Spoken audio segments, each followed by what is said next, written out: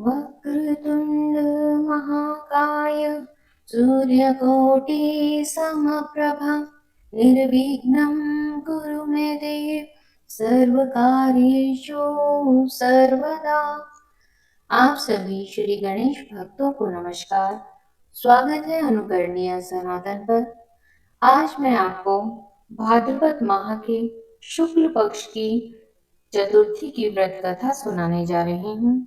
श्री गणेश चतुर्थी की संपूर्ण व्रत कथा इस दिन अवश्य पढ़नी अथवा श्रवण करना चाहिए। इसके बिना व्रत अधूरा रह जाता है। तो आइए श्रवण करते हैं श्री गणेश चतुर्थी व्रत की संपूर्ण व्रत कथा। सभी बोले ओम श्री गणेशाय नमः। नंदिकेश्वर कहते हैं कि आप लोग दत्तचित्त होकर इस कथा का श्रवण करें। भादु शुक्ल चतुर्थी को सदैव सावधानी पूर्वक श्री गणेश जी के शुभदायक व्रत को करें। हे विप्रवर, नर अथवा नारी जो भी इस व्रत को करते हैं वे तुरंत ही कष्टों से छुटकारा पा जाते हैं। उनके सभी कलंकों का शमन एवं विघ्न निवारण होता है। सुनसान वन में विषम परिस्थिति में अदालत संबंधी मामलों में संपूर्ण कार्यों में सफलता देने वाला यह व्रत संपूर्ण व्रतों में श्रेष्ठ है। यह व्रत विश्रुत एवं श्री गणेश जी को परम प्रिय है।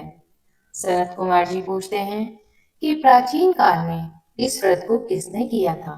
इसका प्रचार मृत्यु लोक में किस प्रकार हुआ? आप श्री गणेश जी के व्रत को विस्तार पूर्वक कहिए। नंदिकेश्वर जी ने कहा कि इस व्रत को सर्वप्रथम प्रतापवान भगवान वासुदेव जगन्नाथ जी ने किया था। जब उन पर झूठा दोषारोपण हुआ तो उसके शमनार्थ नारद जी ने उनसे इस व्रत को करने के लिए कहा था।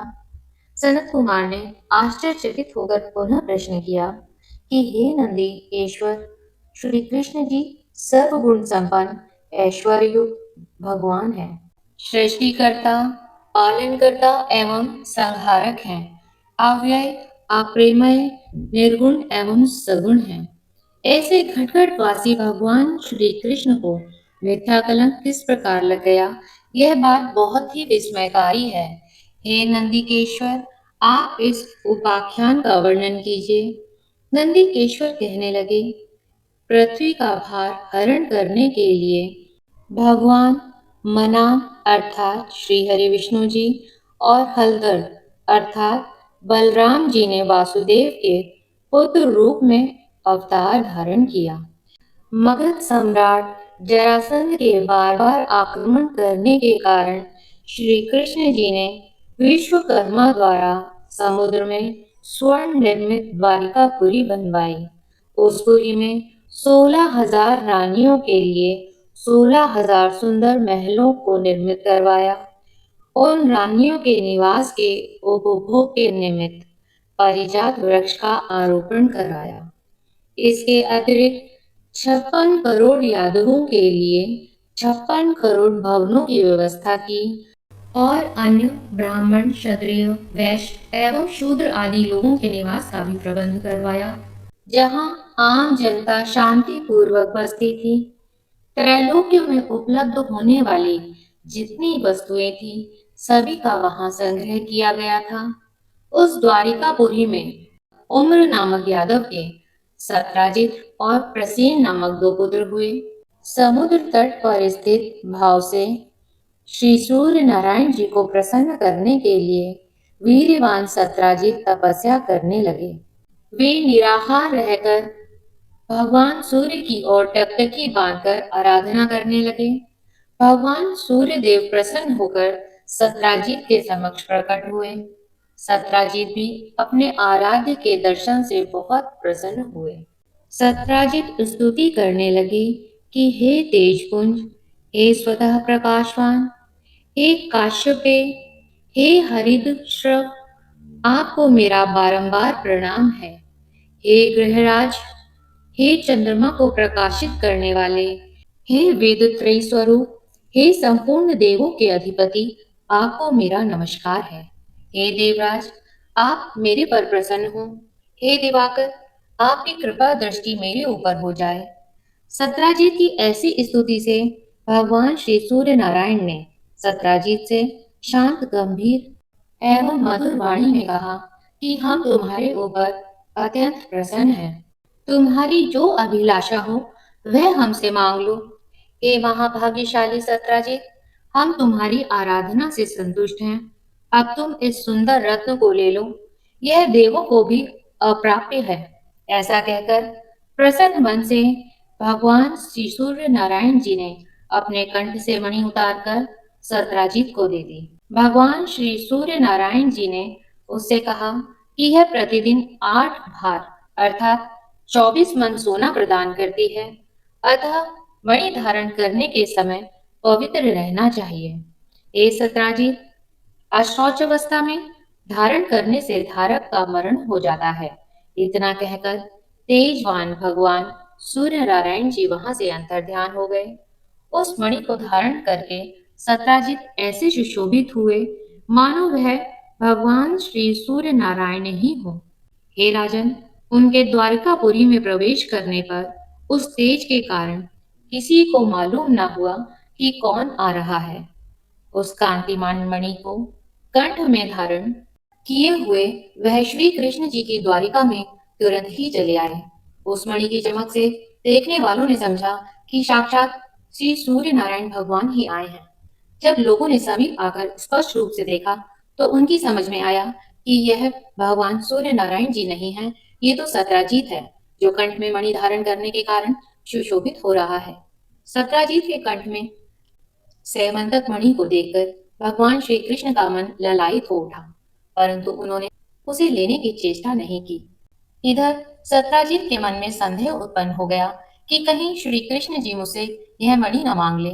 इस भय से उसने उस मणि को अपने भाई प्रसेनजीत को दे दिया, साथ ही उसे पवित्र रहकर पहनने के लिए सावधान भी कर दिया।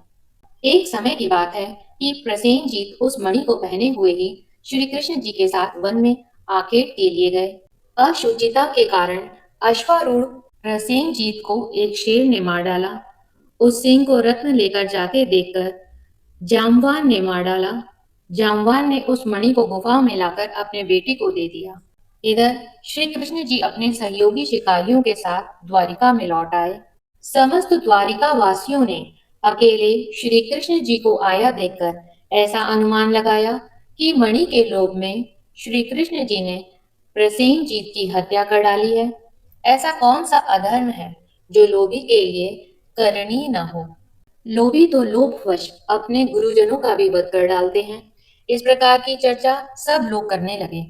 झूठे दोषारोपण से भगवान श्री कृष्ण जी के मन में बहुत ही दुख उत्पन्न हुआ और वे किसी से बिना कुछ कहे सुने कुछ लोगों को साथ लेकर नगर से बाहर चले गए। वन में जाकर श्री कृष्ण जी ने देखा कि एक स्थान पर प्रसेनजीत सिंह द्वारा मृत होकर पड़े हैं। सवारी के साथ प्रसेनजीत के पद चिन्हों के सहारे वहां गए जहां वृक्ष ने सिंह को मारा था। रक्त बिंदु के आधार पर श्री कृष्ण जी उसकी गुफा में घुस गए। वृक्षराज की गुफा बहुत ही भयंकर थी और उसमें गहन अंधेरा था, अतः प्रजाजनों को गुफा के द्वार पर छोड़कर भगवान श्री कृष्ण जी अकेले ही उसमें प्रविष्ट हो गए। अपने तेज से अंधकार निवारण करते हुए भगवान श्री कृष्ण जी उस गुफा में 400 कोस तक चले गए। वहां पहुंचने पर उन्होंने रमणीक स्थान एवं महल को देखा। वहां पर जाम्बवान का पुत्र सुंदर पालने में झूल रहा था और पालने में मणिरत्न लटक रहे थे। बालक के उस खिलौना स्वरूप मणि को लेने के लिए भगवान श्री कृष्ण जी उसके निकट खड़े हो गए। रूप लावण्य से पूर्ण कमल नयनी किशोरी उस पालने को झुला रही थी। वह मंद मुस्कान भी बिखेर रही थी। ऐसी नवयुवती बालक को देखकर श्री कृष्ण जी विस्मित हो गए। वह कमल मुखी बाला धीरे धीरे कह रही थी कि लाडले, तुम क्यों रो रहे हो? देखो, प्रसेनजीत को सिंह ने मार डाला और सिंह को हमारे पिताजी ने मारकर यह स्मंतक मणि तुझे खेलने के लिए ला दी है। कमल नयन भगवान श्री कृष्ण जी को देखकर वह बाला कामातुर होकर धीरे धीरे प्यार भरी बातें कहने लगी कि मेरे पिता की दृष्टि पड़ने से पहले ही आप यहाँ से चले जाइए। यह सुनकर प्रतापवान श्री कृष्ण जी हंसकर अपना पांचजन्य शंख बजाने लगे। उस शंखनाद से वृक्षराज घबराकर उठ बैठा और उसके पास चला आया। फलस्वरूप भगवान श्री कृष्ण जी और जाम्बवान में परस्पर युद्ध होने लगा। इस दृश्य से सभी नारियां चित्कार करने लगीं और गुफा के नागरिक आश्चर्य में पड़ गए। उधर गुफा द्वार पर श्री कृष्ण जी की प्रतीक्षा कर रहे लोगों ने उन्हें मृत समझकर 7वें दिन द्वारिका लौट गए। वहां पहुंचकर उन लोगों ने उनका मृतक कर्म कर डाला। इधर गुफा के अंदर भगवान श्री कृष्ण जी और ऋक्षराज में 21 दिनों तक लगातार मल्ल युद्ध होता रहा। भगवान श्री कृष्ण जी ने ऋक्षराज के युद्धोन्माद को क्षीण कर दिया। त्रेता युग की बातों का स्मरण कर जाम्बवान ने भगवान श्री कृष्ण जी को पहचान लिया। जाम्बवान कहने लगे कि मैं सभी देवों, दैत्यों, यक्षों, नागों, गंधर्वों, पिशाचों और मरुदगणों से अपराजेय हूँ। वे लोग मेरे पराक्रम के समक्ष नहीं टिक सकते। हे देवाधिदेव, आपने मेरे पर विजय पाई, इससे आपका देवाधिपति होना निश्चित है। मैं समझ गया कि आप में भगवान श्री हरि विष्णु जी का तेज है। किसी अन्य में इतना बल नहीं हो सकता, जिसके किंचित कृपा कटाक्ष से चारों पदार्थ सुलभ हो जाते हैं। उसके किंचित रोष से घड़ियाल, मगरमच्छ आदि जीव व्याकुल हो गए। अतः सागर भी विशुद्ध हो उठा। उस सागर ने अपनी धृष्टता के लिए क्षमा याचना की और सेना के लिए मार्ग प्रदान किया। आपने सेतु बांधकर अपने यश को उज्जवल किया और सैन्य दल के साथ लंका पर आक्रमण करके राक्षसों का अपने बाणों द्वारा शिर छेदन किया। आप त्रेता युग में वही धनुर्धारी राम हैं। हे महाराज, जब जामवान ने पहचान लिया, तब देवकी नंदन श्री कृष्ण जी उससे कहने लगे। भगवान श्री कृष्ण जी ऋक्षराज के मस्तक पर अपना कल्याणकारी हाथ फेरते हुए उसे प्रेम पूर्वक कहने लगे, हे ऋक्षराज, इस मणि के कारण मुझे झूठा कलंक लगा है। उसी कलंक के निवारणार्थ मणि प्राप्त करने के लिए मैं तुम्हारी गुफा में आया हूँ। भगवान श्री कृष्ण जी की बात सुनकर जाम्बान ने प्रसन्नता पूर्वक अपनी कन्या जामवती को उन्हें समर्पित करके दहेज स्वरूप मणि भी दे दी। भगवान श्री कृष्ण जी ने कन्या और मणि ग्रहण कर जामवान को दुर्लभ ज्ञान का उपदेश देकर जाने का विचार किया।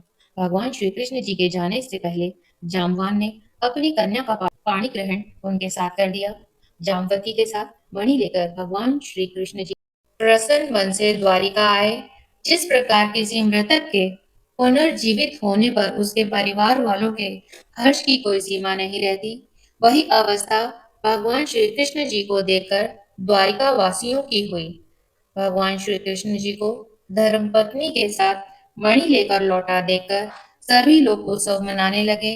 भगवान श्री कृष्ण जी प्रसन्न होकर मित्र वर्ग के साथ सुधर्मा सभा अर्थात यादवों की राज्यसभा में आए। वहां उन्होंने मणि के गायब होने और उसकी पुनः प्राप्ति की सारी घटना को कह सुनाया। भगवान श्री कृष्ण जी ने राज्यसभा में उपस्थित सत्राजित को अपने पास बुलाकर उसे वह मणि दे दी। यादव संसद सदस्यों के सामने मणि देखकर भगवान झूठे कलंक के दोष से मुक्त हो गए। सत्राजित बुद्धिमान थे। मणि पाकर उन्हें लज्जा आई, जिसके फलस्वरूप उन्होंने अपनी कन्या सत्यभामा का विवाह श्री कृष्ण जी के साथ कर दिया। इसके बाद शतधन्वा, अक्रूर आदि दूषित हृदय वाले यादव मणि प्राप्ति के लिए सत्राजित से शत्रुता करने लगे। एक बार की बात है कि श्री कृष्ण जी कहीं गए हुए थे। उनकी अनुपस्थिति में पापात्मा शतधन्वा ने सत्राजित की हत्या करके मणि को उसने ले लिया। भगवान श्री कृष्ण जी के लौटने पर सत्यभामा ने उन्हें सारी बातें बतलाई। एक बार नगर में पुनः चर्चा उठी कि ये कि कृष्ण जी तो भीतर से तो काले अर्थात कलुषित हृदय वाले हैं और ऊपर से सीधे दिखते हैं। तब भगवान श्री कृष्ण जी ने बलदेव जी से कहा कि भैया, शतधन्वा ने सत्राजित का वध कर डाला है, अतः अब वह मणि के साथ पलायन करने वाला है। शतधन्वा ने सत्राजित की हत्या कर हम लोगों की मणि का अपहरण कर लिया है। वह मणि हम लोगों के लिए भोग्य है, इसमें कोई संदेह नहीं है। यह बात जब शतधन्वा को मालूम हुई, उसने भयभीत होकर मणि को अक्रूर को दे दिया।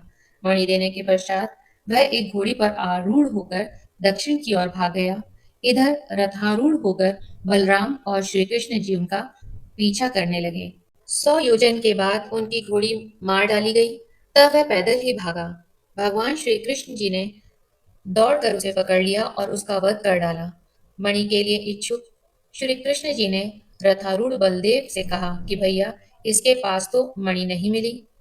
भगवान श्री कृष्ण जी की बात से बलराम जी ने रुष्ट होकर कहा, कृष्ण, तुमने सदैव से कपट का व्यवहार किया है। तुमसे बढ़कर लोलुप और पापी कोई अन्य व्यक्ति नहीं होगा।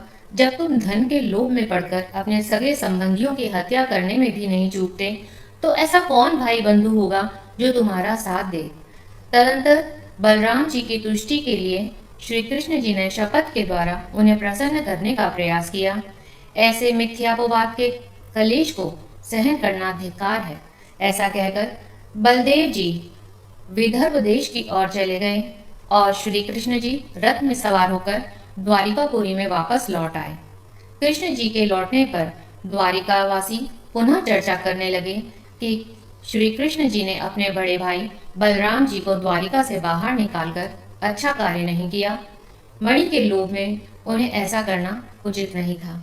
इस लोकापवाद से श्री कृष्ण जी के मन में बहुत ही खेद उत्पन्न हुआ और उनका चेहरा मुरझा गया। इधर अक्रूर भी तीर्थाटन के लिए द्वारिका से निकल पड़े। उन्होंने काशीपुर में आकर यज्ञपति भगवान के लिए श्री विष्णु योग किया।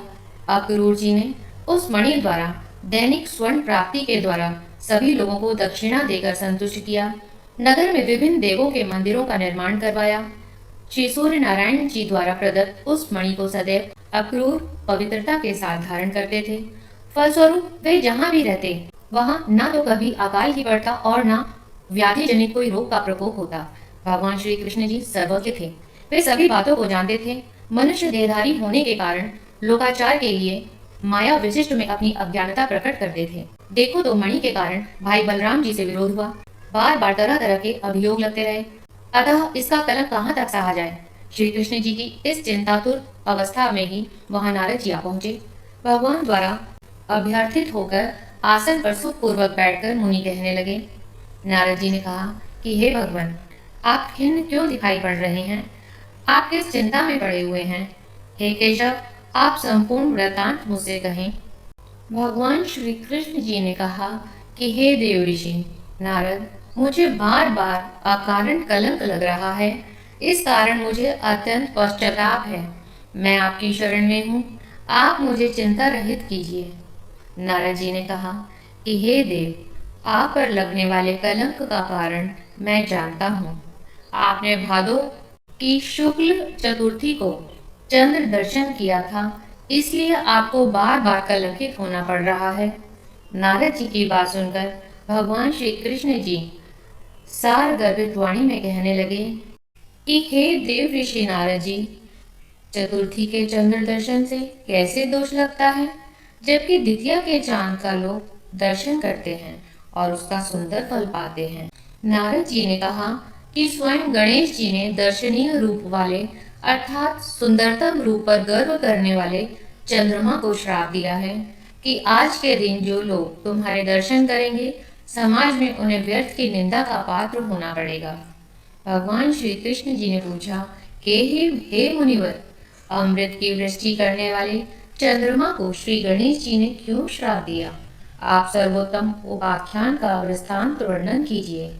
नारद जी ने उत्तर दिया कि प्राचीन काल में श्री ब्रह्मा, विष्णु और शिव जी ने मिलकर श्री गणेश जी को अष्ट सिद्धि तथा नव निधि की पत्नी स्वरूप प्रदान किया।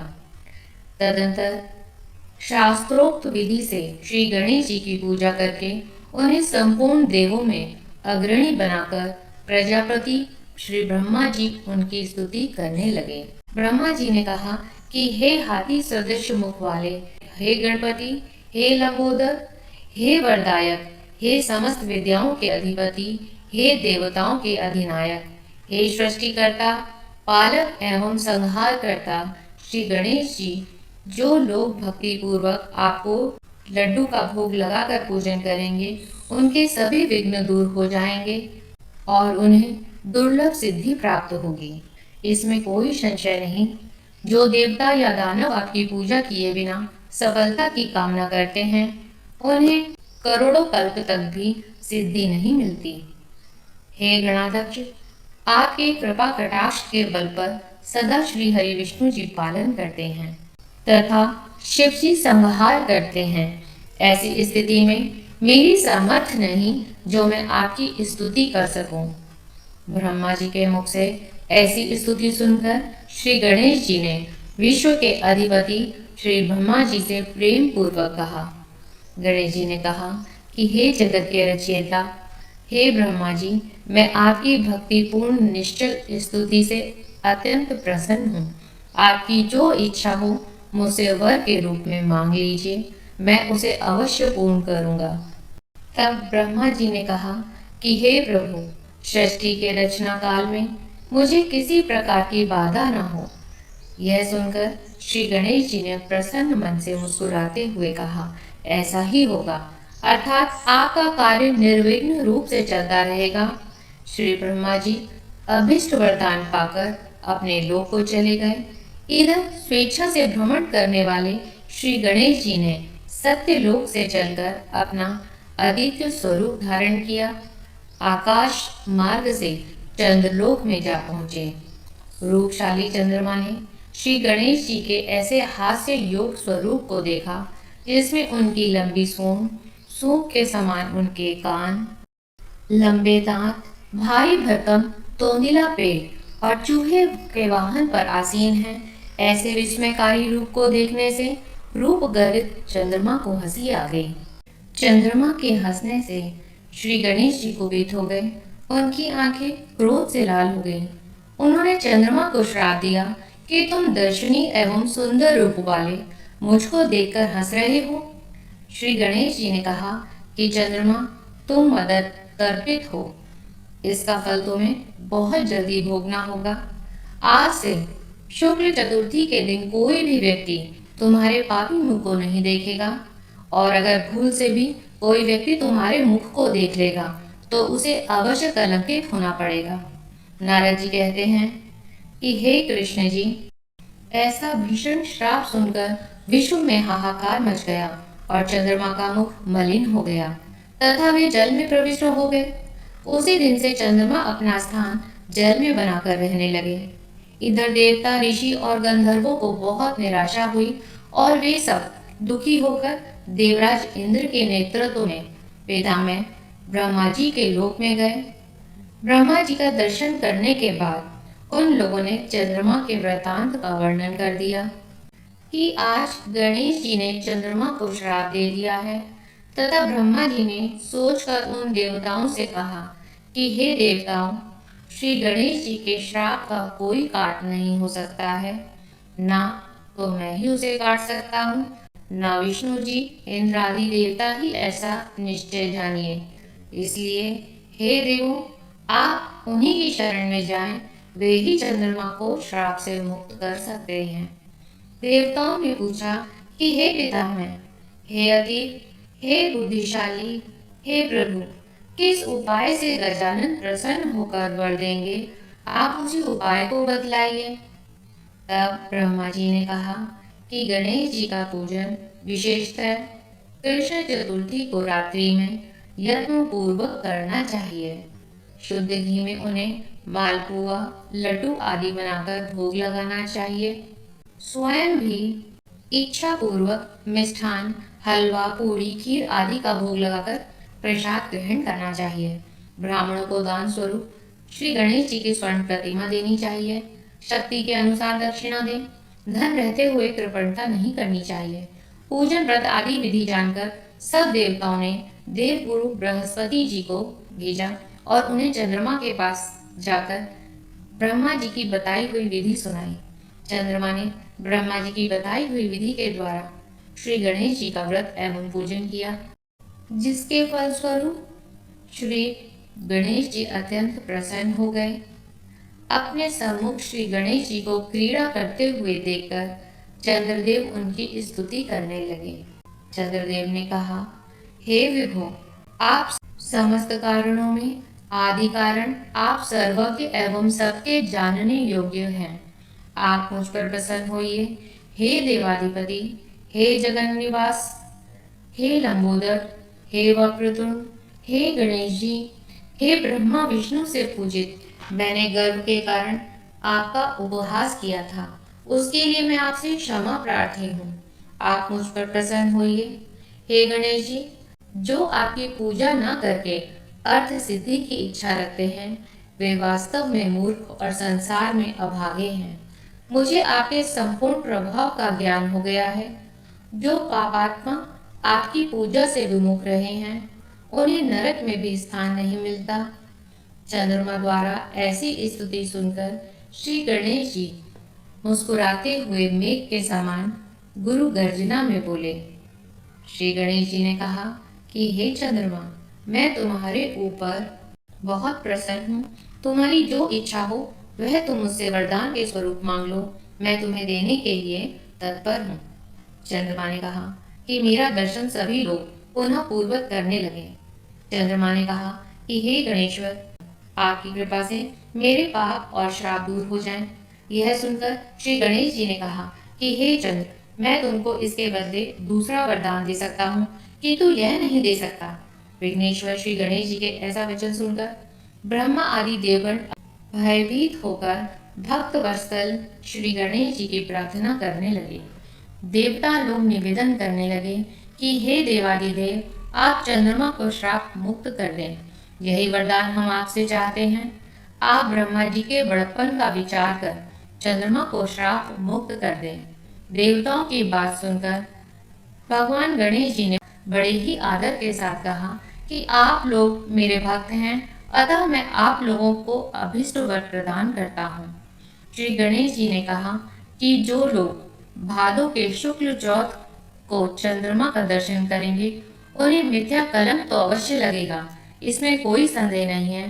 किंतु महीने के आरंभ में शुक्ल द्वितीया के दिन जो व्यक्ति हर महीने में निरंतर तुम्हारा दर्शन करते रहेंगे, उन्हें भादो सुदी चौथ के दर्शन का दुष्परिणाम नहीं भोगना होगा। नारद जी कहते हैं कि हे कृष्ण, तभी से द्वितीया के दिन सब लोग आदर पूर्वक चंद्रमा दर्शन करने लगे। स्वयं श्री गणेश जी ने द्वितीया के चंद्र दर्शन की महत्ता का वर्णन किया है।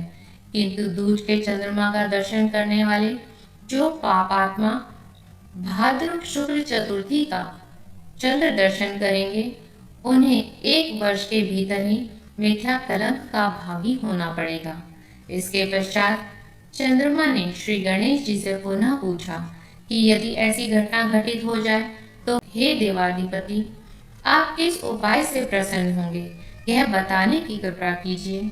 श्री गणेश जी ने कहा कि कृष्ण पक्ष की प्रत्येक चतुर्थी को जो लोग लड्डू का भोग लगाकर मेरा पूजन करेंगे और विधि पूर्वक रोहिणी के साथ तुम्हारी पूजा करेंगे, जो लोग मेरी स्वर्ण प्रतिमा का पूजन करके कथा श्रवण करेंगे एवं ब्राह्मण भोजन कराकर उन्हें दान देंगे, तो मैं सदैव उनके कष्टों का निवारण करता रहूंगा। यदि स्वर्ण प्रतिमा निर्मित कराने में सक्षम ना हो तो मिट्टी की प्रतिमा का विविध सुगंधित फूलों से मेरी पूजा करें। फिर प्रसन्न मन से ब्राह्मण को भोजन कराकर विधि पूर्वक पूजन के पश्चात कथा सुनकर वर्णित द्वारा ब्राह्मण को समर्पण कर दे कि हे देवादिदेव गणेश जी, आप हमारे इस दान से प्रसन्न होइए और सदैव सभी समय हे देव, आप हमारे कार्यों को निर्विघ्न पूरा करें। आप सम्मान, उन्नति, धन धान्य, पुत्र पौत्र आदि देते रहें। हमारे वंश में विद्वान, गुणी और आपके भक्त पुत्र उत्पन्न होते रहें। तदंतर ब्राह्मण को यथाशक्ति दान दक्षिणा दे। नमक वाले पदार्थों से विरहित होकर लड्डू, मालपुआ, खीर आदि मीठे पदार्थों का ब्राह्मण को भोजन कराकर स्वयं इच्छा अनुसार भोजन करें तथा इस प्रकार व्रत रहकर पूजन करें, तो मैं सदा विजय, कार्य में सिद्धि, धन्य धान, विपुल संतति देता रहूंगा। इस प्रकार कहकर श्री सिद्धि विनायक गणेश जी अंतर्ध्यान हो गए। नारद जी ने कहा कि हे कृष्ण जी, आप भी इस व्रत को कीजिए, आपका कलंक छूट जाएगा। तब नारद जी के आदेश अनुसार भगवान श्री कृष्ण जी ने अनुष्ठान किया। इस प्रकार करने से भगवान श्री कृष्ण जी कलंक से मुक्त होकर नारद जी से कहते हैं कि जो कोई आपके सेमंतक मणि के उपाख्यान को सुनेंगे, चंद्रमा के चरित्र का कथानक सुनेंगे, उन्हें भाद्र शुक्ल चतुर्थी के चंद्र दर्शन का दोष नहीं लगेगा। जब भी मानसिक संकट या किसी तरह का संशय उत्पन्न हो, चंद्रमा का दर्शन भूल से हो जाए, तो उसके निमित्त इस कथा को सुनना चाहिए। ऐसा देवताओं ने वर्णन किया है कि श्री कृष्ण जी ने गणेश जी की आराधना करके व्रत और पूजन से उन्हें प्रसन्न किया। अतः मनुष्यों को चाहिए कि इस कलेश निवारक कथा को अवश्य ही सुने। नर अथवा नारी पर किसी प्रकार का संकट आने पर इस व्रत के करने से उनके सभी मनोरथ सिद्ध होते हैं। विघ्न विनाशक गणेश जी की प्रसन्नता से मनुष्य को संसार के सभी पदार्थ सुलभ हो जाते हैं और मृत्यु उपरांत मोक्ष की प्राप्ति होती है। सभी बोले श्री गणेश भगवान की जय। भगवान श्री गणेश जी से विनम्र प्रार्थना है कि हे भगवान, आपने भगवान श्री कृष्ण जी को जिस प्रकार कलंक रहित किया है, आप हम सभी पर वैसी ही अनुकंपा बनाए रखें। आपका जो भी भक्त इस कथा को सुन रहा है, आप उसकी सभी मनोकामनाएं पूर्ण करने की कृपा करें। आप सभी का इस कथा को सुनने के लिए धन्यवाद।